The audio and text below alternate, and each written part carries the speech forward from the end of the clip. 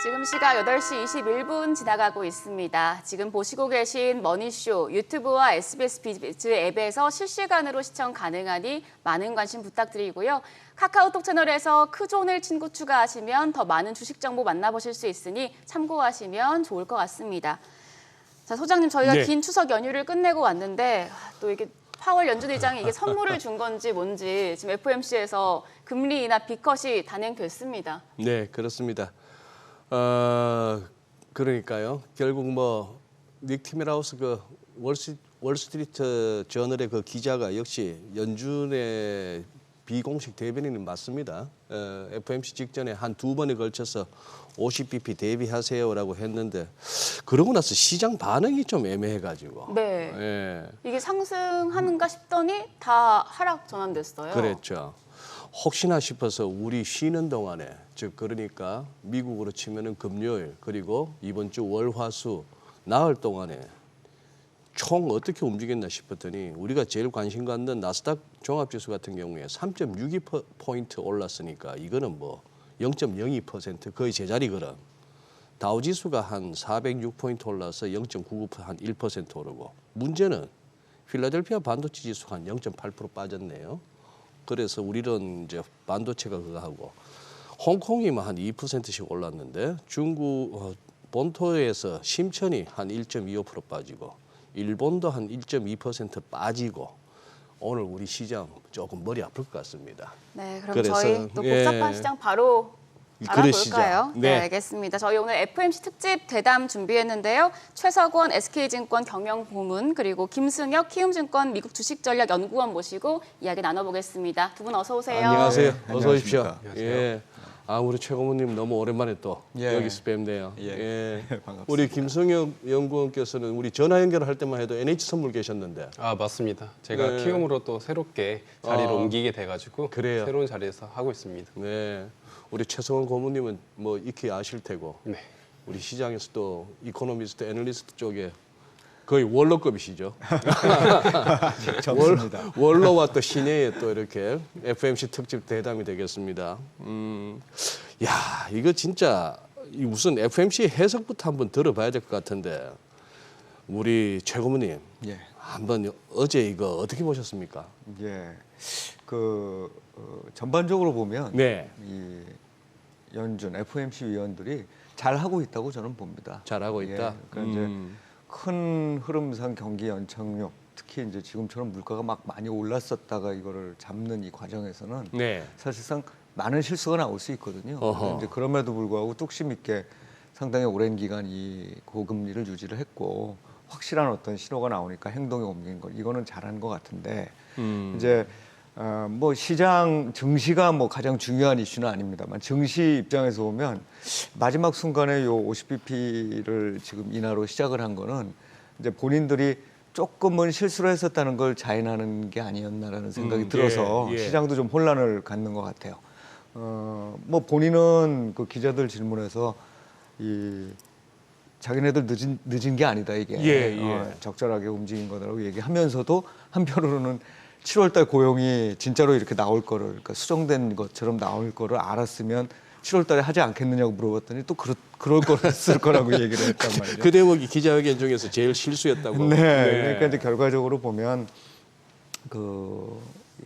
전체적으로 잘하고 있는데 지금 상황에서 약간의 이제 실수가 나타나는 거는 결국은 지금 고용 지표가 늘 그렇듯이 약간 속도감 있게 진행되는 경우들이 많지 않습니까? 네. 나빠지든 좋아지든 예. 이제 그런 부분에 대해서 살짝 놓친 것 같고 그런 부분들이 이제 시장에 남아 있는 경기 침체 우려에 대해서 완전히 버리지 못하게 만드는 그런 네. 이제 요소가 아닌가 생각이 듭니다. 물론 이제 이 부분들은 나중에 실제로 경제 지표들이 어떻게 나오느냐 이거에 따라서 또 이제 결정이 될 텐데 지금까지는 그렇게 크게 아주 심각한 실수를 저지르면서 오는 것 같지는 않아요. 그렇게 네. 전반적으로 연준이 잘 하고 있다는 평가를 내려주셨고, 예, 우리 김영군님은 저도 크게 다르지 않은 네. 판단인데요. 우선 50bp를 인하했다라는 건 결국엔 본인들이 이전에 25bp를 내리고 이번에 내릴 수 있다라는 거를 이제 한 번에 몰아서 했다라는 거니까 시장 입장에서는 일종의 좀 충격이었을 수 있다라고 판단을 하고 그거를 이제 닉 트라미우스 같은 사람들이 조금의 사전 전파를 하면서 네. 블랙아웃 기간 동안에 시장한테 어느 정도 대비를 하라고 좀 얘기를 하면서 50bp에 대한 충격이 어느 정도는 감화되지 않았나 정도로 보고 있는 상황이긴 한데, 만약에 그런 것들이 사전에 공표가 되지 않았고 한 번에 빵 갑자기 나왔다라고 하고 소수 의견이 한 명을 제외하고 나머지는 전부 다 인하 쪽을 바라봤단 말이죠.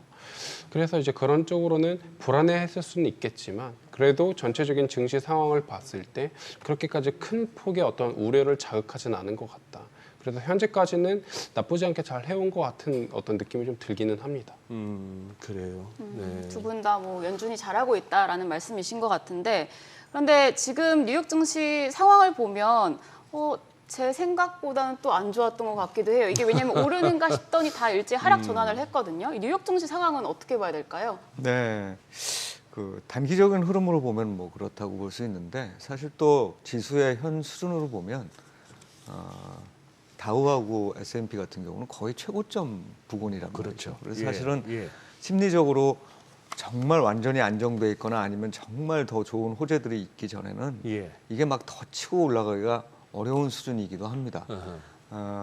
물론 뭐 경제가 이제 좋다는 어떤 판단이 내려지고 거기에 맞게 또 연준에 대한 신뢰가 회복되면 한 단계 더 상승할 수 있을 거로 봐요. 근데 그럼에도 불구하고 지금 현재 상황은 가격만으로도 충분히 좀 불안해질 수 있는 상황이기 때문에 예. 그런 부분들을 반영한 자연스러운 현상이라고 생각을 하고, 단지 이제 시장 입장에서 또 투자자 입장에서 중요하게 생각해야 되는 건 우리가 연착륙이라는 얘기를 많이 쓰는데, 연착륙의 연이 중요한 거냐 착륙이 중요한 거냐 생각을 해보면 본질적으로는 착륙이 중요한 거거든요. 그러니까 착륙하기 때문에 물가도 안정되는 거고, 물가가 안정된다는 어떤 이 균형점이라는 건 결국 그 우리가 지난 몇 년 동안이죠 경험했던 어떤 그 호황기에 비해서는 앞으로의 경제 상황은 조금은 더 약화될 거라고 보는 게 맞고, 이제 그거를 다시 또 끌어올리기 위해서 금리 인하를 하고 있는데, 금리 인하를 시작했는데 이 시작된 금리 인하의 효과는 또 한 6개월 걸린단 말이에요. 그러니까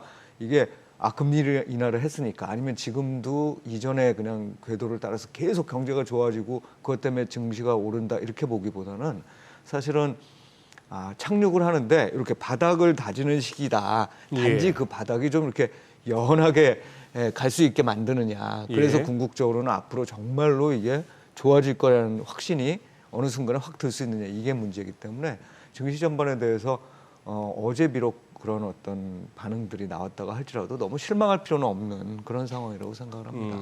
예. 지금 우리 김성희 연구원님께는 여쭤보고 싶은 게, 50bp나 금리를 인하했음에도 미국채 수익률이 2년물이나 10년물이나 할 것 없이 다 올랐어요. 그리고 오히려 뭐 장기물이 단기물보다 더 올라가지고 이제는 뭐 장단기 금리 역전은 해소됐는데 2년물, 10년물은.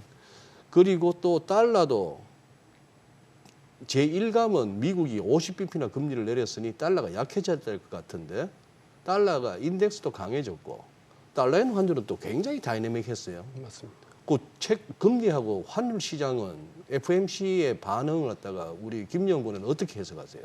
우선 어제 네.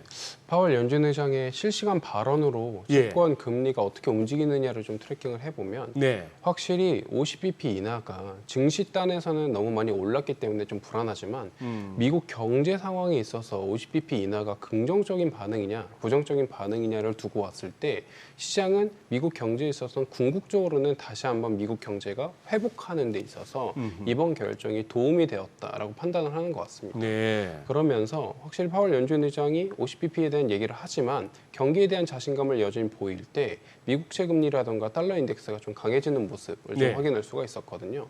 특히 달러 인덱스 같은 경우에는 사실 예를 들어 유럽 같은 경우에 최근에 금리 인하를 했음에도 미국은 좀 더 했잖아요.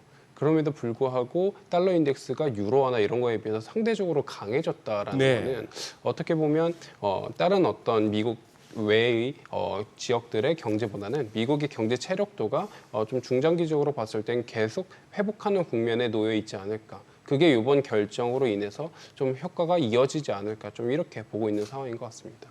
내일 혹시 BOJ가 또 추가로 금리 인상하면 달러에는 어떻게 될까요? BOJ 같은 경우는 지금 이제 사실 금리 인상을 할지 예. 안 할지는 좀 애매모호한 상황이긴 애매한데. 하지만 네. 사실 BOJ의 금리 인상은 결국에는 미국채와 일본채의 이제 국채 금리 차이로 인해서 결국엔 달러 인덱스에 영향을 주는 지금 국면이긴 하거든요. 예. 엔캐리 트레이드를 걔네들이 어떻게 촉발하느냐의 문제이긴 한데 미국 지금의 일본 금리 인상은 그렇게까지 큰 영향을 줄 것 같지는 않습니다. 왜냐하면 엔화 자체에 대한 반응이 어느 정도는 좀 반영되어 있기 때문에 그것들이 다시 한번 어떤 우리가 예상하지 못했던 트레이딩을 발생시키지 않는다라는 전제 하에서는 큰 영향력은 아직은 줄 것 같지가 않고 중요한 건 BOJ 속에서 나오는 워딩이겠죠. 예를 들어 지금 이제 일본 입장에선 사실 정책 금리를 계속 높이는 게 본인들의 부채 부담을 계속 높이는 국면이기 때문에 그 어떤 제살 깎아먹기 형식일 수도 있단 말이에요. 그럼에도 네. 불구하고 본인들의 어떤 민심이라던가 어떤 그 지금 물가를 빨리 잡아내야 지금 상당히 좀 떨어져 있는 어떤 지도층들의 어떤 민심을 회복하는 그런 어떤 국면 속에서 금리를 계속 높이고 있는 상황이긴 한데 그럼에도 불구하고 이자에 대한 부담을 간과할 수는 없는 상황이고 그런 상황에도 불구하고 계속 금리를 높인다라고 했을 때 다른 사람들은 판단할 수 있겠죠. 일본 경제가 이거는 어쩌면 불안할 수도 있겠다.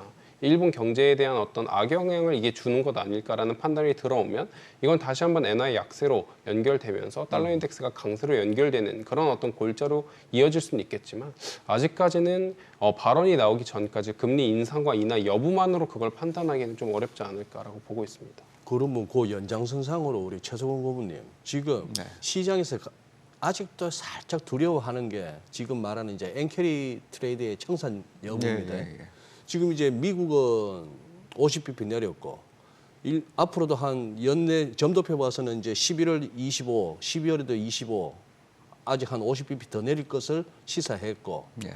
일본은 어쨌거나 당장 내일은 아니더라도 올릴 것 같고 그러다 보니 이제 시장 일각에서 그러면 또 엔캐리 트레이드 조금 남아있는 청산도 가능하지 않느냐 하는 요 시각 네네. 이게 어떤 좀 기우일까요? 아니면 아직도 여전히 우리가 걱정해야 되는 변수일까요? 뭐 엔캐리 트레이딩의 사실 명확한 규모를 알 수 없기 때문에 그러니까요. 네. 우리가 이게 정말 우려할 만한 수준으로 다시 커졌느냐 그때 한번 많이 정리가 됐겠죠. 사실은 그때 8월 달에 예, 대부분 그 기관 투자자들에 의해서 특히 그런 캐리 트레이딩을 주로 하는 투자자들에 의해서 이게 이루어지는 포지션이기 때문에 네. 아마 그런 상황이 됐을 때 이게 이제 생각을 해보면 그 직전에 엔화 가치가 굉장히 높았다가 예. 그러니까 엔화 가치가 높은 게 아니라 엔화 굉장히 절하됐다가 그게 한 10% 정도 절상이 되는 과정이 예. 있었거든요. 이 정도면 사실 캐리 트레이더 입장에서 보면은 그 한 달 만에 이루어진 일이기 때문에 엄청난 정도의 이게 그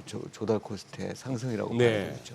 그래서 그때 이제 굉장히 많이 정리됐을 거라고 봐요.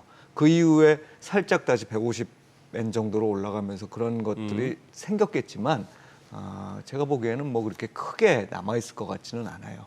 물론 이제 시장 전체적으로 보면 엔캐리 트레이딩이 시장에 신규로 유입되는 것보다는 나쁜 영향을 주는 거는 맞습니다만 네. 급격하게 청산될 가능성은 또 크지 않아 보이고 제가 또 이제 좀 중시하는 건 그 지금 미국하고 일본하고는 이 통화 정책상에 있어서 상당한 교류를 하고 있을 거라고 봅니다. 네.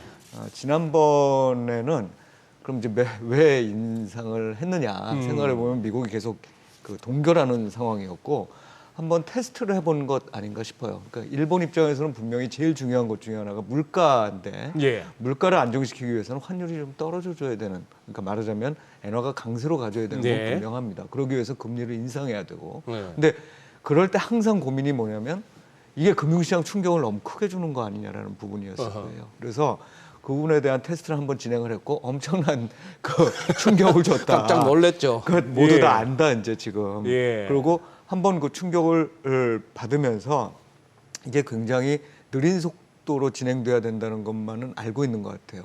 그러니까 다시 한번 또 연준과 일본은행 간에는 상당히 긴밀한 협조를 할 거고 이제 지금은 미국이 금리를 빠른 속도로 사실은 네. 뭐 약간의 실수까지 덧붙여서 예. 50bp를 인하하는 환경인데 50bp를 인하한 환경에서 일본이 금리까지 올리면서 환율을 자극할 이유는 별로 없어 보인다. 그리고 마지막으로 환율 수준을 놓고 보면 네. 자, 일본이 얼마 정도의 환율을 적절하다고 본인들이 생각할까 네. 이게 중요할 텐데 예. 제가 보기엔 상당히 많이 와 있다고 봐요. 그러니까 이전에 160엔 정도는 네. 이제 본인들이 생각하기에도 이게 물가에 너무 자극을 주는 수준이라는 생각을 예. 분명히 했고 한편으로는 국내 소비자들의 이제 원성이 굉장히 짙어질 만한 상황이었을 거다라고 보는데 이제 지금 한 140엔 정도 예, 떨어진 맞습니다. 상태죠. 예. 대략 한 140 언저리, 뭐 좀 더 내려가더라도 130 언저리 정도가 일본이 생각하는 일본 정부나 또는 일본은행이 생각하는 수출 경쟁력을 유지시키면서 디플레이션 압력으로 다시 떨어지지 않게 하는 어떤 수준일 거라고 생각을 하면 예. 느린 속도의 금리 인상으로 그거를 하게끔 만드는 어떤 전략을 미국과 더불어서 취하지 않을까 싶어요. 그래서 엔캐리 트레이딩에 대한 어떤 우려는 저는 지금으로서는 크게 하고 있지는 않습니다. 뭐 엔캐리 트레이드 청산 부담이 이제 사라졌다면 이제 지금 이제 시장에서 굉장히 시장을 출렁이게 만드는 게 미국 경기 침체 우려였는데 그렇죠. 네. 금리 인하를 했고 엔캐리 트레이드 청산 우려가 없다라고 하면은 이 경기 침체 우려 이제 사라졌다고 봐도 되는 건지 좀 궁금한데 일단 김 연구원님께 먼저 질문 드릴게요. 침체에 대한 우려가 벌써 사라졌다라고 보기에는 아직까지는 시장 내 노이즈가 좀 있을 것 같기는 합니다. 우선 가장 중요하게 소비를 좀 봐야 되는 상황이고요. 최근에 경기 침체에 대한 우려를 가장 높였던 요인 중에 하나는 소비, 특히 저소득층의 소비가 최근 들어 빠르게 감소하고 있다라는 부분이 네, 예. 시장 내 불안을 좀 높였거든요. 그럼 저소득층의 불안이 어디서부터 발생됐느냐를 저희가 판단을 해보면 그들 입장에서는 이제 코로나 시기 때 정부가 소득 보전 정책을 통해서 뿌렸던 많은 유동성들이 그동안에 많이 소진이 된 겁니다. 그러면서 빠른 속도로 점차적으로 고용시장에 구인을 하기 위해 나오고 있는 상황이고 소득에 대한 어떤 수준이 많이 내려오다 보니까 뭐 관련된 종목 같은 경우에도 사실 그렇게 큰 수익성을 보이고 있지 못하고 있는 상황이고 이런 어떤 문제들이 제대로 해결이 되려면 우선 착륙을 다지고 이게 지금 연착륙이냐 경착륙이냐를 두고 상당히 많은 설왕설래가 있는데 우선 착륙을 다지고 그 이후에 다시 한번 반등하는 흐름을 보이지 않는다라고 했을 땐 경착륙 그리고 연착륙 어떤 우리가 경기 침체에 대한 우려는 꾸준하게 같이 가져갈 만한 요인이다. 그리고 시장이 이걸 어느 정도 좀 반영을 하고 있는 것 같습니다. 최근에 뭐 섹터 달러 봤을 때는 유틸리티라던가 헬스케어 좀 방어 중심의 섹터가 좀 더 강세를 보이고 있는 상황이었고 사실 그 전에 봤을 때도 이번에 물론 50bp 인하를 했기 때문에 이번 인하가 보험성 금리 인하냐 아니냐를 두고 좀 얘기가 나올 수 있겠지만 네. 여전히 GDP 성장률이 얼마 전에 GDP 나우 같은 경우에는 3%대로 다시 한번 좀 상향 그렇죠. 조정을 한 걸 예. 보면 사실 보험성 금리 인하다라고 보는 게 맞다라고 판단을 한다면 그럼 과거 저희가 세 차례 95년과 98년, 2019년의 케이스를 두고 이번에 보험성 금리 인하 이전과 이후의 어떤 침체에 대한 시그널이라든가 증시 상황을 좀 저희가 눈여겨봤을 때 세 차례 모두 잠깐 내려왔다가 다시 한번 올랐거든요. 그 기점이 한 3개월 정도 기점으로 3개월까지는 그렇게 크게 오르지 못했다가 다시 한번 오르는 모습을 보였습니다. 그러면 적어도 시장은 2개월에서 3개월 정도는 고민한다는 거예요. 지금이 연착륙이냐, 침체냐, 내가 어느 정도까지 내 포트폴리오를 방어해야 되느냐. 근데 지금도 크게 다르지 않은 상황일 것 같다라고 저는 개인적으로 보고 있고요. 그렇기 때문에 지금 50bp 인하를 했다. 이꼴 경기 침체에 대한 우려를 우리가 벗어날 타이밍이다라고 해석하는 건 아직까지는 시기상조다라고 말씀을 드리고 있습니다. 그러면 지금 요 경기 침체 관련 뭐 계속 논란이 이어지고 있는데 우리 최성훈 고문님 기원에도 한번 여쭤보고 싶고 거기다가 네. 그거까지도 한번 마지막에 짚어주시죠. 네. 맨날 미국 얘기만 하는데 우리나라 경기는 어떻게 보시는지까지도. 예. 예. 일단 미국 말씀을 예. 좀 드리면 상당히 많은 부분 이제 동의하는 부분이 네. 있고요. 저는 좀 이제 아무래도 통화 정책이 지금 실시된 상황이니까 예. 이제 이 부분에 대한 어떤 신뢰성이죠. 그러니까 통화 당국에 대한 신뢰성이 조금 훼손돼 있다는 게 지금 이제 미국 투자자들을 비롯해서 경제 주체들이 이게 경기 침체 진짜 방어할 수 있는 거 맞아? 이런 의구심을 들게 하는 건 아닌가라는 생각도 좀 합니다. 그 사실은 이 나오는 경제 지표들만으로 보면 지금 현재 경제 지표들 중에서 좀 엇갈리긴 하지만 고용 지표에서 실업률이 좀 올라갔다는 것, 그 다음에 PMI가 좀 생각보다 안 좋았다는 네, 것, 예. 이 정도를 제외하면 나머지 지표들은 당장 어제 발표된 소매 판매도 마찬가지고 좋았고. 산업 생산도 마찬가지고 뭐 신규 주택 착공도 확. 맞습니다. 나쁘지 않거든요. 예. 그러니까 이제 근데 작년에도 우리 생각을 해보면 그 노동시장 쪽 문제하고 그 갑자기 고용이 좀 줄었을 때하고 네. 작년 하반기 때죠. 그다음에 PMI가 좀 낮아진 것 때문에 문제가 됐었어요. 그러다가 다시 이제 회복되는 모습이 나타났는데 이제 그럼에도 불구하고 이게 사람들이 침체 우려를 계속 갖고 가는 거는 그 신뢰성 문제를 말씀드린 바와 같이 네.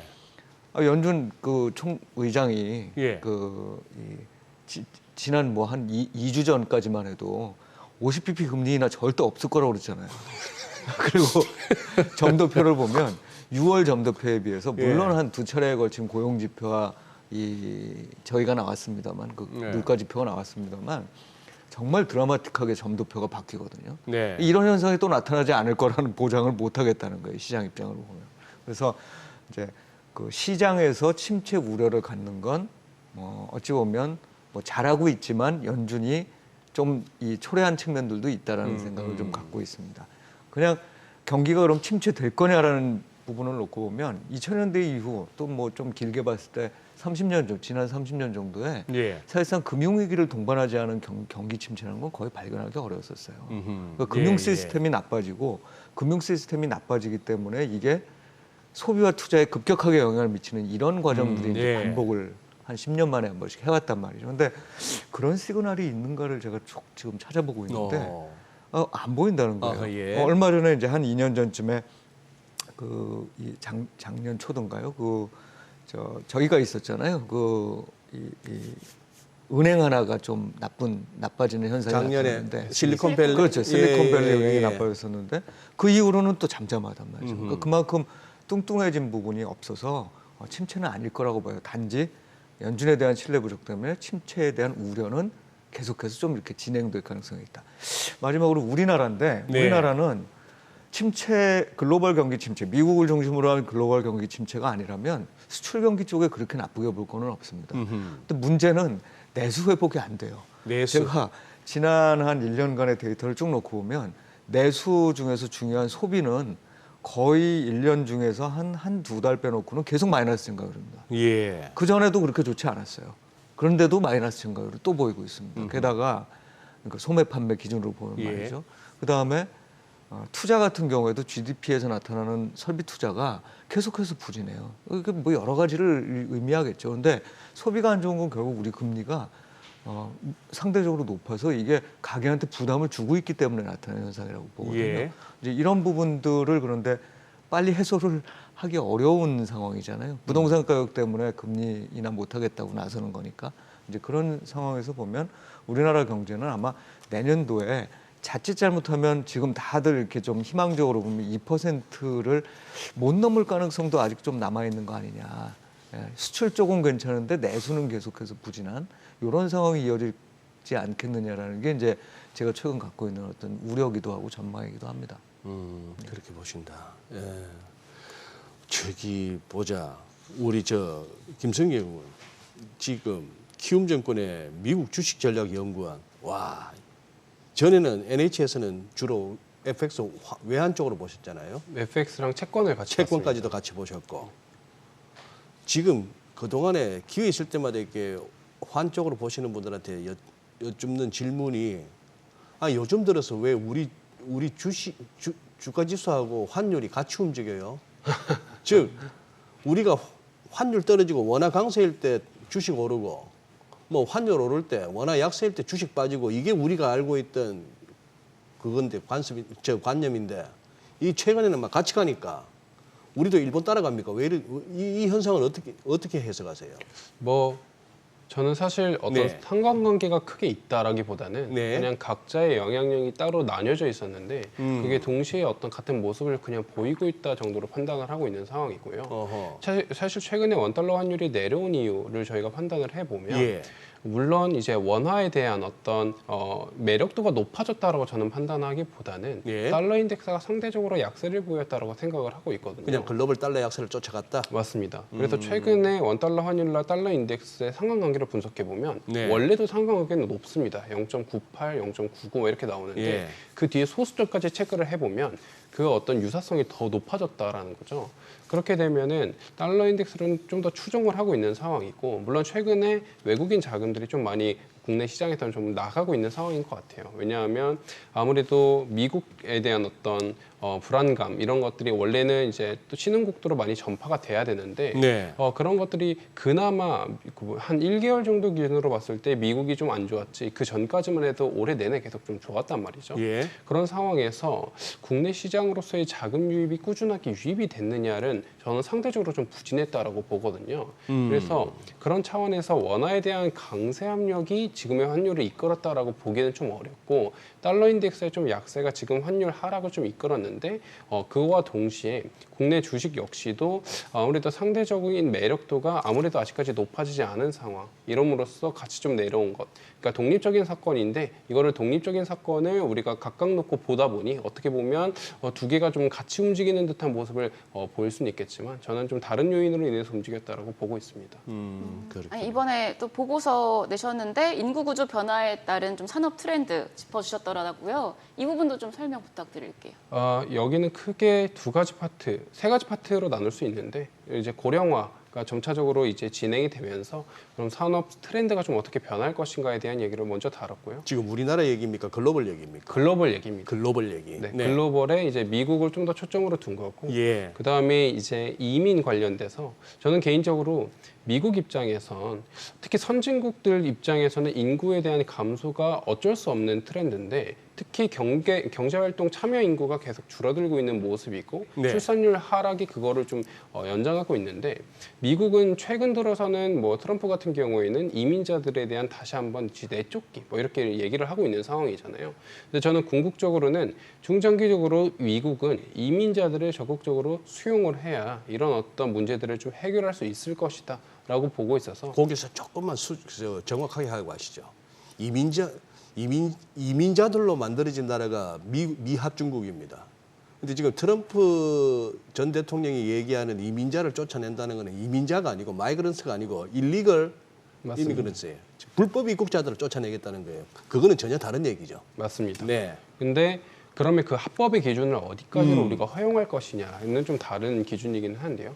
예를 들어 바이든 대통령이 당선되고 첫 달에 이제 저희가 흔히 타이틀 40이라는 이민자법을 어느 정도까지 완화해 주느냐, 네. 우리가 미성년자까지는 허용을 해주느냐, 허용하지 않느냐를 가지고 불법 이민자냐, 합법 이민자냐를 좀 나눴단 말이에요. 그래서 그 기준을 어디까지 좀 완화해 주느냐가 이민자를 얼만큼 받아들일 수 있느냐를 미국이 결정할 수 있는 상황이라서 좀 불법 이민자들을 나름 많이 포용을 할 수 있는 그런 정책을 미국이 점차 펼치지 않을까라고 보고 있는 상황이고, 그럼 이민자들이 점차 많이 유입이 되고 고령화가 되고 있는 사회 속에서 인구 역시 같이 줄어들고 있는 이런 구조의 변화 속에 어떤 산업이 좀 더 각광을 받을 것이냐. 뭐 대표적으로는 이제 헬스케어 쪽이겠죠. 고령화 측에서는 특히 디지털 헬스케어라든가 이런 쪽이 좀 각광받을 수 있을 거다. 그리고 뭐 이민 같은 경우에는 부동산 쪽이 아무래도 이민자들이 주로 많이 포진되어 있는 해안가, 캘리포니아라든가 유타, 플로리다 이런 쪽으로 부동산 가격, 특히 아파트라든가 단독주택이 좀 더 가격이 좋아질 거다라고 봤던 상황이고요. 인구 구조 감소에 있어서는 아무래도 경제활동 참여 인구가 줄어들다 보니까 숙련된 노동자가 점차 사라지고 있거든요. 최근 내에서는.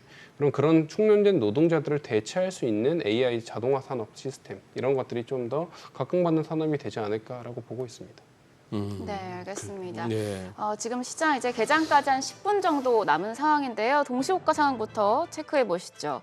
오늘 그래도 양시장 올라가면서 출발할 것으로 보입니다. 코스피가 1.1% 상승 출발 예상이 되고요. 코스닥 0.4% 상승 출발 준비하고 있습니다. 유가증권 시장 시가총액 상위 종목 호가 보겠습니다.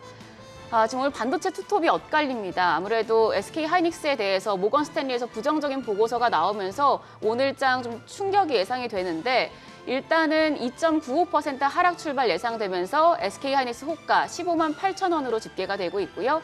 반면에 삼성전자는 2.33% 반등할 것으로 보입니다. 예상 체결가 6만 5,900원으로 집계가 되고 있습니다.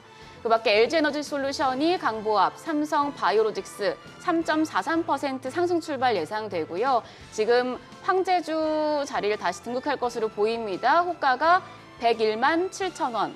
또 현대차가 2.32% 오르면서 24만 2,500원에 출발 준비하고 있습니다. 이어서 6위부터 10위입니다. 셀트리온입니다. 1.59% 상승 출발 예상됩니다. 호가 19만 8,300원이고요. 삼성전자 우선주는 내릴 것으로 보이고 기아가 3% 넘게 상승하면서 출발할 것으로 보입니다. 호가 10만 3,700원으로 집계가 되고 있습니다. 오늘 KB금융 흐름이 좋을 것으로 보이는데요. 밸류업 기대감을 점점 더 타고 있는 모습입니다. 8.9% 급등 출발 예상되는데 현재 호가는 89,100원으로 집계가 되고 있습니다. 더불어서 포스코홀딩스도 강보합 출발 예상됩니다. 코스닥 시총 상위 종목 예상차 결과입니다. 알테오젠이 2% 넘는 상승 출발 예상됩니다. 현재 호가 32만 6천 원. 에코프로비엠이 1.57% 상승 출발 예상되고요. HLB도 1.46% 상승하면서 9만 500원에 출발 준비하고 있습니다. 더불어서 에코프로와 엔캠 모두 상승 출발 예상이 되는데 에코프로가 1.82%, 엔캠이 2.84% 오름세 출발 예상됩니다. 지금 2차 전지 대표주 전반적으로 좀 좋게 출발할 것으로 보이고요. 더불어서 지금 클래시스부터 셀트리온 제약까지도 모두 상승 출발할 것으로 보입니다. 클래시스가 2% 오르면서 현재 호가 56,200원이고요. 니가캠바이오도 3.7% 상승하면서 92,500원. 삼천당 제약이 4.5% 강세로 13만 7,800원에 출발 준비하고 있습니다. 휴젤 보합, 셀트리온 제약이 0.44% 상승하면서 6만 8,500원 지금 호가 집계되고 있습니다. 아무래도 금리 인하가 되면서 금리 인하 수혜를 받을 수 있는 제약 바이오 쪽으로 좀 매기가 쏠릴 것으로 예상이 되는데요. 소장님 일단 네. 지금 뭐 호가 상황은 굉장히 좋은 것 같아요. 네, 그렇죠. 뭐 밤사이 야간 선물이나 뭐 그런 거 봐서는 이 정도까지는 생각 안 했는데 일단 좋은 것 같고 중요한 거는 요 흐름 요거 끝까지 밀고 가야 되지 않나 싶고 저는 애초에 한 2,650까지는 코스피 기준으로 한번 이번에 반등 갔다가 가야 되지 않나 싶었는데 그리고 지금 미국 지수선물 흐름도 나쁘지 않고요. 뭐 그런 상황이라서 한번 그래도 최고분님 예. 주식 하시는 분 10분이라고 할 것 같으면은 그 중에 무슨 인버스나 뭐 풋옵션 선물 하방 노리시는 분들의 비중이 2할이나 3할 되겠습니까? 일단 주식 한다 하면 그래도 롱 아니겠습니까? 그렇죠. 네. 연휴 동안에 얼마나 손이 건질건질했을까요? 그러니까요. 사고 싶어서. 그런데 뭐 미국 그럭저럭 뭐 두 분 평가해 주셨다시피 네. 뭐 좀 파월이 좀 실없는 사람이 됐지만 그래도 잘 대처해 나가는 것 같고 제 기억에 생생합니다. 예. 작년 6월에 했던 말이 파월이 예. 앞으로 a couple of years니까 2년이죠. 금리 인하는 한 2년 후에나 시작할 것 같았는데 네네. 그때 2년 후 같으면 2025년 한 6월 여름인데 맞습니다. 이걸 갖다 지금 그것도 50bp 이런 식으로 했으니 저 양반들 뭐 하는 말이나 점도표 너무 믿을 거는 못 되는데 예. 어쨌거나 잘하고 있다고 보고 네. 그러면 FMC 이 정도 하고 지금 최고님 나오셨으니까 이것도 한번 여쭤볼게요. 두 분 또 채권도 보시는 분인데 우리 항상 그 지수가 맨날 그 박스피에 머물다 보면은 네. 코리아 디스카운트 얘기하는 중에 무슨 뭐 공매도 이런 것도 그거 글로벌 스탠다드에 안 맞네 이런 소리 다 하기도 합니다만 가끔씩 나오는 그 얘기 WGBI인가요? 네네. 그게 월드 가버먼트 본드 인덱스니까 예, 예. 세계 국채 지수네요. 네. 그거 편입이 왜 그렇게 잘 안 됩니까 우리나라는? 네. 뭐 그 여러 가지 요인들이 있겠지만 네. 제가 보기에 가장 큰 거는 결국 그 우리나라의 통화에 대한 신뢰성 문제인 것 같아요. 그리고 원화에 통화가 거래되는 시장 쪽에 있어서의 어떤 유동성이라든지. 네. 그러니까 결국은 어떤 그 선진국 지수로 편입될 때의 뭐 주식도 마찬가지고 채권도 마찬가지지만 제일 중요한 게 그 나라의 통화를 자유롭게 이렇게 교환할 수 있느냐의 문제거든요. 이 네. 교환의 문제는 예를 들어서 내가 달러를 가지고 원화를 바꾸는데 어려움을 겪는 건 아니에요. 모든 유동성 문제가 마찬가지지만 예. 어느 순간에 원화를 가지고 있는데 내가 이거를 달러로 바꿀 때 예. 문제가 생길 수 있는 부분이 없느냐. 그 부분에서 과연 다른 선진국들에 준하는 정도의 어떤 안정성을 획득하고 있느냐 이게 가장 큰 이슈인 것 같습니다. 그게 주식도 마찬가지인 것 같아요. 다른 이유들도 뭐 되긴 하지만 그게 역시 가장 큰 문제라고 봅니다. 그래서 저는 개인적으로 그 두 가지 지수의 편입이 모두 다 그렇게 쉬운 일은 아니라고 생각하고 그래요? 있어요. 예, MSCI 선진국 지수도 맞습니다. 마찬가지. 그러려면 사실은 조금 이게 들으시는 분에 따라서 기분이 안 좋으실 수도 있지만 네. 지금보다는 더 달러와 교환하기 쉬운 통화로 뭐 경제적으로 보면 조금 더 미국과의 어떤 그 연계가 더 강해지는, 물론 지금도 굉장히 연계가 강합니다만 네. 그거를 넘어서서 다른 부분, 예를 들면 뭐 군사적이라든지 정치적이라든지 이런 부분에 있어서도 연계가 좀 더 강해지는 이런 상황이 돼서 예. 적어도 달러 기축 통화 하에서는 만약에 이제 나중에 이게 뭐 가능성은 별로 없어 보입니다만 위안화 기축 통화제가 되고 난 다음에 또 다른 얘기겠지만 예. 글로벌 통화가 달러 기준으로 움직이고 있을 때는 그런 부분들이 빨리 좀 더 진행이 돼야 두 지수 모두 편입이 될 것 같다, 이렇게 생각을 합니다. 그러면 뭐 연관된 질문입니다만 예. 당국에서는 이제 내년 한 2월 정도로 생각하는 것 같은데 공매도 금지 네. 다시 풀겠다 네네. 그런 얘기도 하고 있고, 뭐 금투세는 지금 야당 쪽에서 아무래도 뭐 국민 여론이 부담스러운지 뭐 유예 쪽으로 가닥을 잡아가는 그런 느낌인 것 같은데 예. 요 두 이슈는 어느 쪽이 바람직하다고 보십니까? 그 공매도와 관련해서는 네. 기본적으로 이 시스템의 문제죠. 사실은 시스템의 문제. 네. 개인 투자자들도 기관 투자자와 같이 어떤 좀 정당한 공매도가 손쉽게 될 수 있도록 만들어 달라가 중요한 것 같아요. 그러니까 무조건 공매도를 금지시키는 게 중요한 게 아니라 지금은 차별화를 느끼고 있는 것 같아요, 개인 투자자들이. 근데 사실 공매도라는 것 자체 그 시스템은 그 선진국 시장에서는 어디서나 다 볼 수 있는 시스템이란 말이죠. 그 네. 자체가 잘못되어 있는 건 아니라고 봅니다. 그래서 얼마나 개인 투자자들이 신뢰할 수 있는 시스템을 확보했느냐를 일단 확보를 해야 되는 게 첫째고, 두 번째는 내가 그걸 확보하고 있다는 거를 그 개인 투자자들한테 알리는 게 중요하다. 그래서 공매도는 다시 당연히 이제 이 해제가 돼야 되는데 그 전에 시스템을 잘 갖추는 게 중요하다. 금융투자소득세 같은 경우는 이건 뭐 우리가 이 철학적으로도 사실은 좀 이렇게 의견이 갈리는 부분이 있는 거잖아요. 그러니까 이 소득에 대해서 이 세금을 붙이는 부분에 대해서는 충분히 당연히 이거는 뭐 그럴 수 있다. 왜냐하면 다른 자산들도 다 세금을 붙이니까. 네. 예를 들면 뭐 부동산 같은 경우는 대표적이죠. 예. 그리고 선진국 같은 경우에도 상당히 또 많은 나라들이 그 주식을 비롯한 자산 가격에 의한 이른바 양도세죠. 그런 부분들을 세금을 매긴단 말이에요. 그런데 이제 중요한 거는 시점이라고 봐요. 이 금투세 문제는. 네. 자, 우리가 과연 그럴 만한 시점인 거냐? 제가 보기에는 그럴 만한 시점이 아닌 것 같다 지금. 왜냐하면 뭐 장기간에 걸친 코리아 디스카운트가 존재했지만 그 이유 중에 하나인 거버넌스 문제라든지 이런 거를 지금 막 시작하기도 전부터 삐거덕대잖아요. 예. 그러니까 밸류업 이슈라는 게 뭐 정부는 막 주장하고 있습니다만 사실은 한편으로는 친기업적이라고 정부가 얘기하는 게 그러면 이 예, 부분은 개장하고 아, 또 예, 예, 예. 들어보도록 아, 하겠습니다. 죄송합니다. 자, 네네네. 추석 연휴 끝내고 돌아왔는데요. 국내 증시 개장하겠습니다.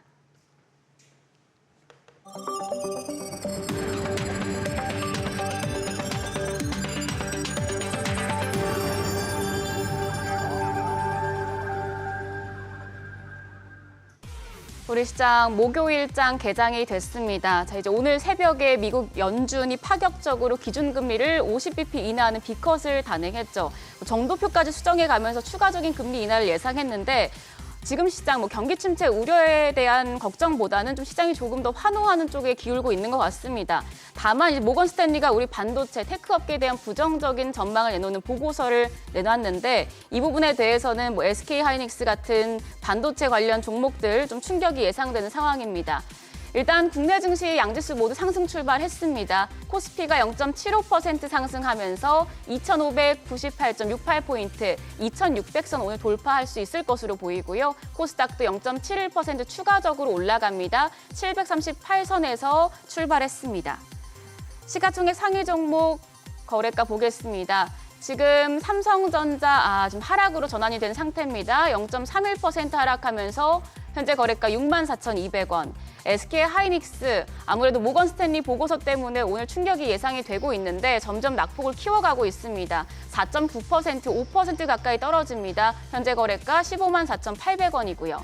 LG 에너지 솔루션은 올라갑니다. 2.13% 반등하면서 408,000원. 삼성 바이오로직스도 지금 황제주 자리에 다시 등극한 모습입니다. 2% 넘게 상승하면서 101만 1,000원에 거래가 되고 있고요. 현대차 상승세 지속적으로 유지해갑니다. 3.59% 상승하며 24만 5,500원에 거래되고 있습니다. 다음으로 삼성전자 우선주입니다. 상승 출발했고요. 셀트리온이 1.69% 올라가면서 19만 8,500원에 거래되고 있습니다. 기아도 1.49% 상승합니다. 10만 2,000원. KB금융이 지금 시초가보다는 많이 지금 상승폭을 줄인 상황인데 여전히 1.7% 올라가면서 현재 거래가 8만 3,200원으로 집계가 되고 있고요. 포스코홀딩스도 1% 가까이 올라갑니다. 37만 3,500원에 거래되고 있습니다. 코스닥 시가총액 상위 종목입니다. 알테오잔 2%대 상승세 보여주고 있습니다. 거래가 32만 6천 원이고요. 에코프로비엠이 0.75%, HLB가 0.78% 상승 중입니다. 에코프로 역시도 1.82% 상승하면서 거래가 7만 8,200원이고요. 엔캠이 1.8% 상승하면서 거래가 18만 6,600원으로 집계되고 있습니다. 6위부터 10위입니다. 클래시스가 1.8% 상승합니다. 56,100원. 리가켄바이오가 오늘 반등하고 있는데요. 4% 넘게 상승합니다. 92,800원에 거래되고 있습니다. 휴젤도 1.57% 추가 상승하면서 25만 8,500원. 삼천당제약도 올라갑니다. 1.4% 상승세 보여주고 있는데 13만 3,700원에 거래되고 있고요. 셀트리온 제약도 1.76% 상승합니다. 현재 거래가 69,400원입니다. 아무래도 금리나 수혜를 입을 수 있는 제약 바이오 섹터까지도 좋은 흐름 나타내고 있는 것으로 보입니다. 그럼 지금 시장에서 강한 테마 좀 잠깐 살펴보겠습니다. 오늘은 아무래도 금리나 수혜를 받을 수 있는 섹터 전반적으로 상승하고 있습니다. 건설주가 올라가고요. 바이오 쪽도 상승하고 있습니다. 일단 건설 대표주부터 살펴보시죠. HDC 현대산업개발 3.68% 강세 보여줍니다. 현재 거래가 26,800원. 삼성물산이 2% 넘게 올라가고요. GS건설도 상승 중입니다. 동부건설 1% 넘는 오름세로 현재 거래가 4,440원으로 집계가 되고 있습니다. 바이오 쪽도 좀 자세하게 살펴보면 좋을 것 같아요. 바이오 쪽 오늘 전반적으로 좋은데 삼성 바이오로직스가 지금 3% 넘게 급등 중이고요. 알테오젠도 3% 넘게 상승세에 키워가고 있습니다. 셀트리온이 2.72% 올라갑니다. 현재 거래가 20만 500원. HLB가 1%대 상승세 보여주고 있고요. 알테오젠 지금 상승폭을 더 키워가고 있습니다. 4.3% 상승하면서 33만 4,500원에 거래가 되고 있습니다. 삼천당제약도 1.4% 상승하면서 거래가 13만 3,700원으로 집계되고 있습니다.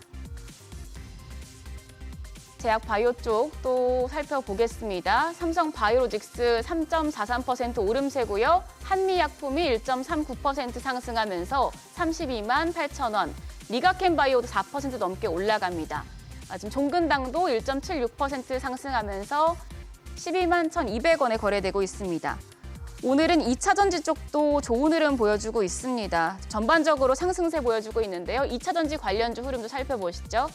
LG 에너지솔루션이 1.8% 상승, 삼성 SDI도 2.6% 올라갑니다. 현재 거래가 37만 4천 원이고요.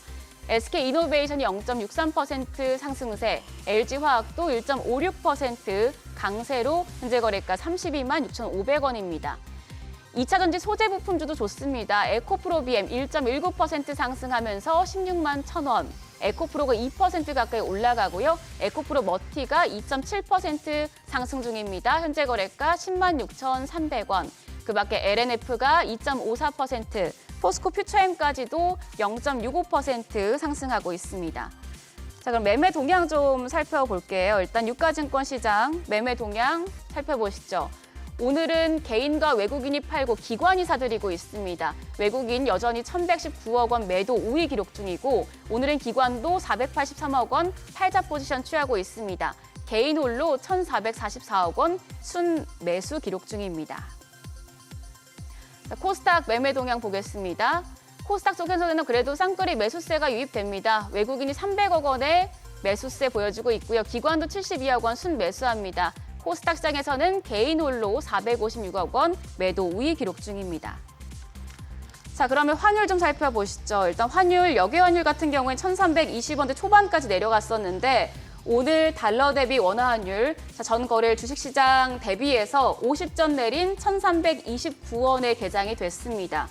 여기 환율 같은 경우에는 1,321원까지 내려갔었는데 소장님 환율 지금 이거 1,329원이면 어떻게 봐야 될까요? 그렇게 많이 내려가진 않네요. 예, 그러고 나서는 지금 한 26원대까지 또 밀리고 있는 그런 상황인데 환율 말난 김에 진짜 김성희 연구원한테 여쭤봐야겠는데 지금 이 위클리 같은데 선에 걸렸어요. 이거 지금 이 1,320원 무너지면 이거 많이 밀릴 수 있는 그림인데 솔직히 어디까지 보세요?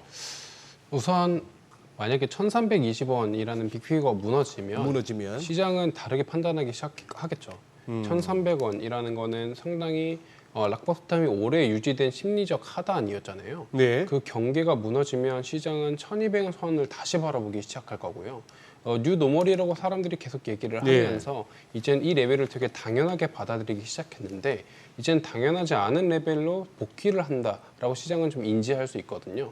그러면 이제 다시 한번 1,250원대까지도 빠르게 내려올 수 있는 원래 25원, 50원 이렇게 시장이 한 번 빼면 쭉 빠르게 빼는 게 환율의 특성이잖아요. 네. 그러다 보니까 만약에 이제 한 번 심리적 저항선이 꺾인다라고 했을 땐 한 번에 내려갈 가능성은 높은데 예. 다행히 아직까지는 저는 1,300원이 최근 근래에 들어 무너질 거다라고는 보고 있지 않은 상황이고요.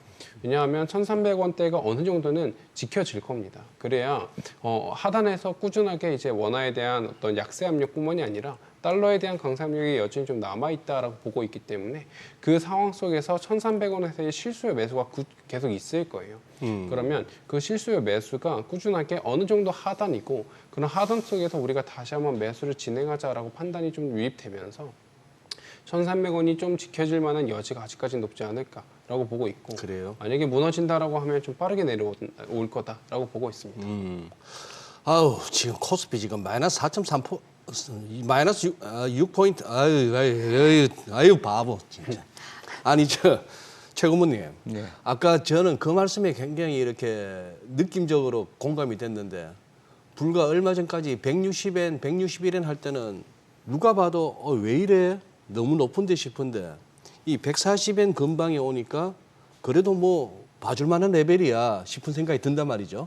설령 뭐 130, 120일 하더라도 크게 놀랄 것 같지는 않은데 그러면 같은 논리로 우리 최 고모님 보시기에 우리 환율 지금 얼마 전까지만 해도 1,400원을 노리다가 뭐 1,370, 80 근방에 오래 머물다가 이제 이까지 왔습니다. 1,330원 아래로.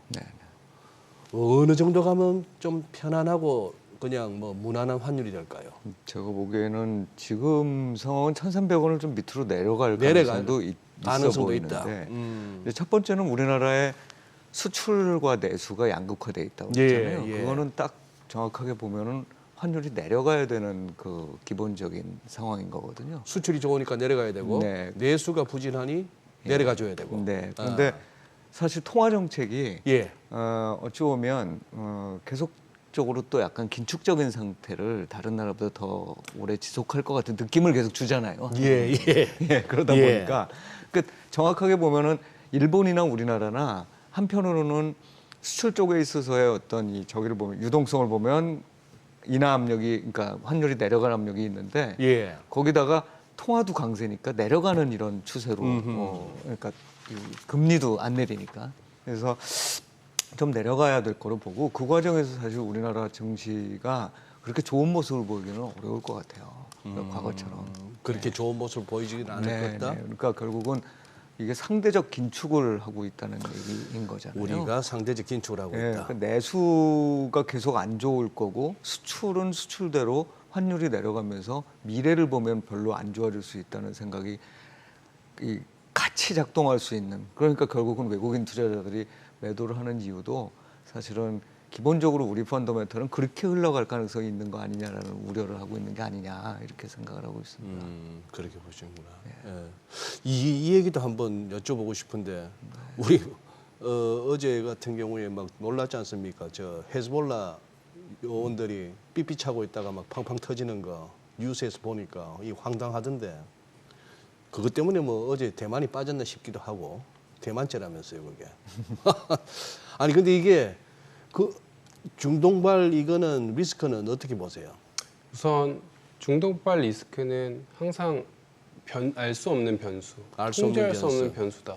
네. 그렇기 때문에 반대로 얘기하면 통제할 수 없기 때문에 언제나 준비해야 된다라고 보고 있는 상황이고요. 우선 중동발 리스크가 다시 한번 터진다. 이게 뭐 대만뿐만이 아니라 이제 그 이쪽에 뭐 사우디라든가 이란 쪽으로 다시 한번 터진다라고 했을 땐 그 자산군에 가장 영향을 많이 받을 수 있는 건 아무래도 WTI 쪽이겠죠. 원자재 쪽이라고 저는 보고 있는 상황이긴 한데, 그럼 중동발 리스크를 우리가 어떻게 사전에 준비를 해야 하느냐, 이거에 대해서 우리가 어떻게 대응을 해야 하느냐에 대해서는 사실 정답은 없는 것 네네. 같습니다. 이거는 우리가 미리 예측할 수 있는 부분이 아니고, 특히 이제 중동발 리스크의 가장 본질은 결국 그분들이 가지고 있는 사상의 차이란 말이죠. 순위파나 시위파 이런 차이이기 때문에 그런 사상의 차이를 우리가 예측할 수 없다면 미리 준비를 해야 되고, 미리 준비해야 된다고 하면 관련된 리스크가 떴을 때 원자재 쪽 트레이드는 우리가 좀 조심해야 되지 않을까 정도로 보고 있는 상황이고, 그럼 관련된 종목이라던가 관련된 어떤 자산군도 우리가 좀 약간은 거리를 멀리 둬야 되는 그런 상황인데, 그런 상황 속에서 최근에 WTI도 계속 내려오고 있는 상황이죠. 브렌트랑 같이. 예. 이런 어떤 유가에 대한 하락 흐름이 언제까지 좀 이어질 것이냐에 대해서 사실 중동 이슈는 어떻게 보면 공급 쇼티지를 발생시킬 수 있을 만한 요인이기 때문에 가격에 대한 반등권으로 활용이 될 수는 있단 말이죠. 그러나 반대로 지금 같은 상황에서는 그런 것들을 기대하고 예상해서 다시 한번 우리가 베팅을 들어가는 거는 좀 불안하다.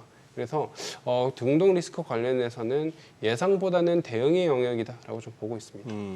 그럼에도 불구하고 유가는 빠지네요. 맞습니다. 그러니까 그러면 우리 최고문님께도 한번 여쭤보고 싶은데, 뭐 이렇게 시장 전망을 하시면서 또 이 그 이코노미스트들이 정치 내지는 지정학적 얘기하는 게 좀 조심스럽기도 하지만 또 네.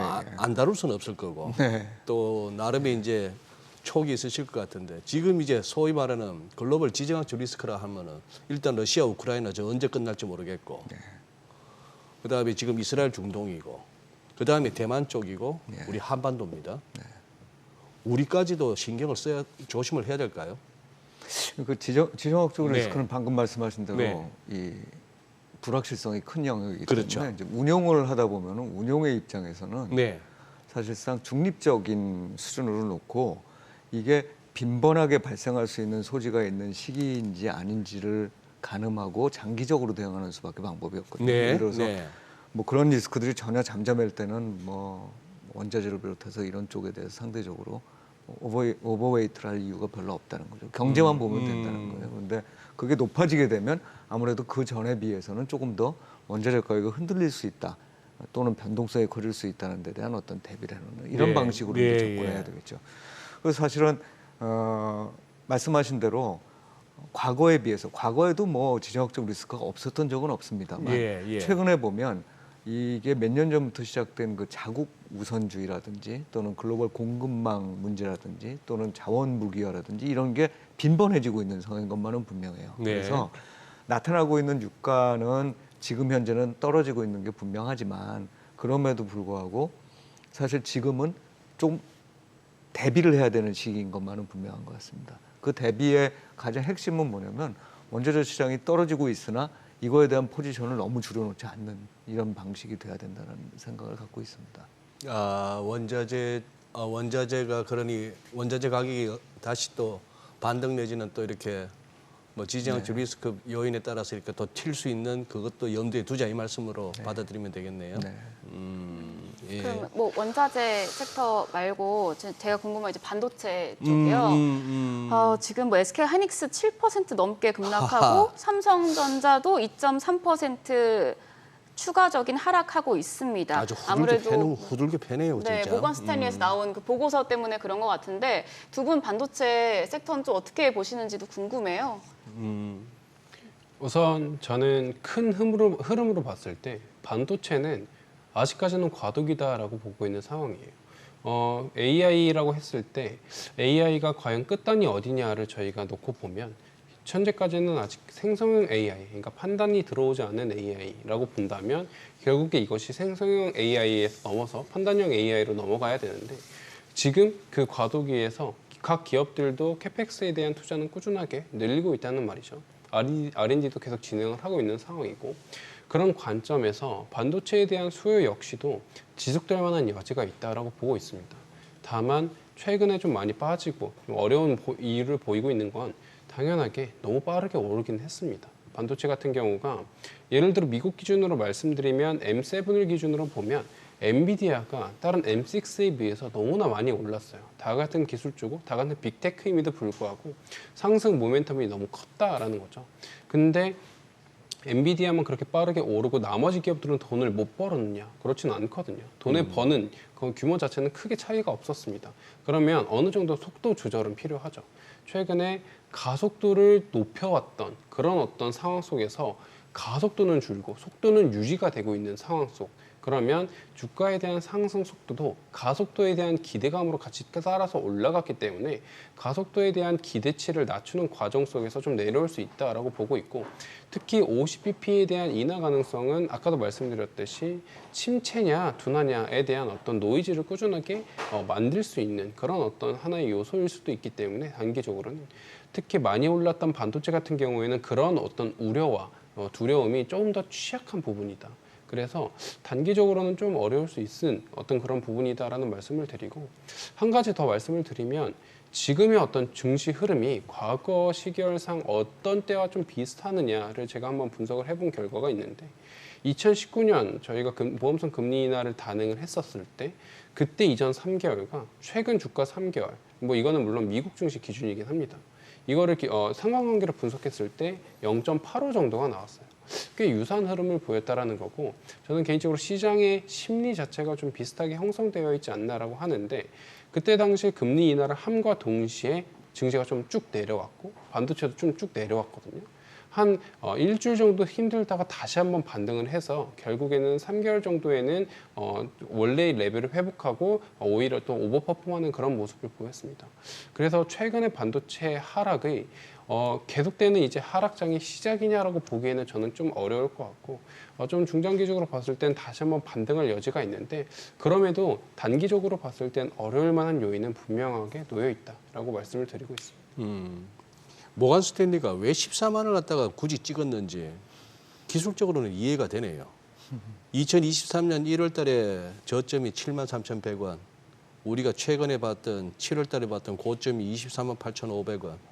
피보나치를 한번 꺼보니까 뭐 이런 종목은 피보나치 꺼도 된다고 보는데 뭐 딱 61.8%가 14만 원이네요. 근데 뭐 납득은 가지만 얼마 전에 26만 원 콜했던 친구들이 14만 원. 이게 사실은 뭐 반도체가 늘 그런 모습을 보이지만 전형적으로 이게 경기 민감한 그렇죠. 주식이잖아요. 예. 그러니까 그 부분을 굉장히 앞서서 빠르게 반영하는 그런 현상인 거고 결국은 이번 금리 인하를 통해서 연착륙이 확인되고 또 뭐 아까 제가 바닥을 형성할 거라고 해요. 그 바닥이 형성되는 시점에 가서는 다시 또 상승할 그런 또 모습을 보일 거라고 봅니다. 뭐 한도 끝도 없이 두 분 붙들고 얘기하고 싶습니다만 조금 여기서 한번 마무리를 하는 차원에서 우리 김성희 연구원님 그리고 최고모님 순으로 해서 우리 투자자분들 혼란스러우실 것 같은데 지금 이 상황에서 어떻게 대응하시라 뭐 전략을 한번 세워주신다면요. 우선 전략이라고 한다면 저는 크게 두 가지 정도 전략을 말씀드리고 싶은데 내가 좀 더 공격적인 성향이다라고 한다면 저는 아까도 말씀드렸듯이 고모님께서 말씀하신 대로 바닥을 다지고 나서 다시 한번 올라가는 시점에 주식도 똑같이 당분간은 좀 노이즈가 개입되면서 좀 힘들 수 있지만 다시 한번 반등할 거다라고 보고 있거든요. 그러면 공격적인 성향의 투자자한테는 그러면 좀 내려올 때 저가, 그러니까 싼 주식을 담아라 정도의 말씀을 드리고 좀 싼 자산군이라고 판단되는 것들을 좀 줍줍해서 다시 한번 우리가 반등을 한번 노려보자라는 말씀을 드리고 내가 좀 더 보수적인 투자자다라고 했을 때 그러면 바벨 전략을 가져가자라는 말씀을 드립니다. 우선 안정적인 포트폴리오로 이제 유틸리티라든가 뭐 헬스케어 뭐 이런 쪽을 좀 가져가시고 반대쪽으로는 반도체 특히 AI 주도주 M7 내에서 반도체는 사실 조금은 아직까지는 좀 지켜봐야 되니까 M7 내에서 뭐 이제 애플이라든가 마이크로소프트처럼 시장 좀 친화적인 이제 빅테크 중심의 기업들을 우리가 동시에 담아가자. 중간에 좀 애매모호한 포지션은 없애고 이제 끝단에 있는 어떤 성격들을 같이 포지션을 구축하는 게 좋을 것 같다. 좀 이렇게 좀 두 가지 전략으로 같이 말씀을 드리고 있습니다. 예. 정훈. 예. 예, 시장을 보는 어차피 주식시장에 대한 관심들이 많으실 텐데 예. 근데 주식시장은 당연히 지금 안 좋죠. 이 첫 번째는 금리를 인하했습니다만 유동성 효과도 있지만 그 이면에 있는 착륙, 경기 착륙이라는 데 대한 어떤 시각 또 심지어 나가서 연착륙이 될 거라는 데 대한 확신도 못 심어주고 있는 거잖아요. 이제 전망을 할 때는 연착륙이 될 수 있을 거라고 보지만 적어도 지금 상황에서는 경착륙일 거냐 연착륙일 거냐가 헷갈리는 상황. 게다가 우리가 계절적으로도 미국 시장은 9월달, 10월달이 굉장히 안 좋아요, 사실은. 그러니까 이제 그런 면들까지 다 겹쳐져 있는 상황이기 때문에 지금 좀 보수적으로 보셔야 돼요. 그런데 그 이후에 연착륙이라는 데 대한 어떤 제 믿음 하에서는 올해 연말쯤 됐을 때 시장은 지금보다는 많이 높아져 있을 거라고 봅니다. 네. 그러니까 결과적으로 당연히 이제 주식을 지금부터 이제 떨어질 땐 분할 매수. 업종별로는 지금 당장은 금리 인하에 대한 수혜주가 좋아 보이지만 다시 오를 때는 어쨌든 경기에 대한 우려 때문에 떨어졌던 주식이 먼저 오를 거기 때문에 경기 민감주를 다시 담는 전략을 가져가는 게 그래도 좀 아웃퍼폼할 수 있는 방법이겠죠. 네, 알겠습니다. 오늘 말씀 여기까지 듣겠습니다. 네. 오늘 감사합니다. 고맙습니다. 네, 고맙습니다. 네, 저희 주식 정보와 관련된 정보는 카카오톡 채널 크존을 추가하시면 확인하실 수 있으니 자세한 정보는 카카오톡 채널 크존 추가하셔서 참고하시길 바랍니다. 외국인들이 관심 가는 리포트 확인해 보시죠.